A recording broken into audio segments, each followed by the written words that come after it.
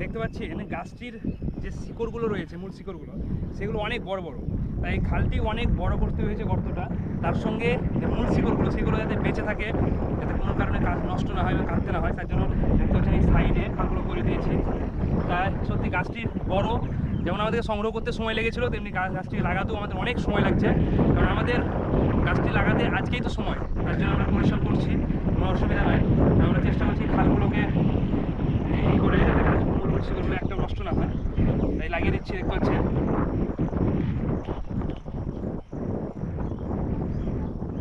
এই মূল শিকড়গুলো যাতে কোনোভাবে নষ্ট না হয়, তার জন্য আমরা অনেক বড় খাল করার সঙ্গে সঙ্গে সাইডেও খাল করলাম।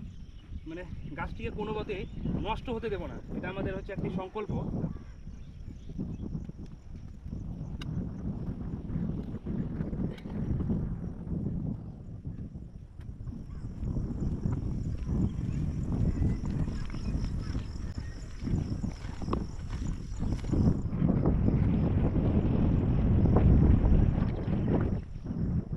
এবার গাছটিতে শুধু একটা বাঁশ দিয়ে দিতে হবে, কারণ গাছটির যে ঝোড়ো হাওয়া, সেই ঝোড়ো হাওয়াতে হয়তো নড়তে পারে এবং পড়ে যাওয়ার সম্ভাবনা আছে, যেহেতু পাশেই নদী রয়েছে।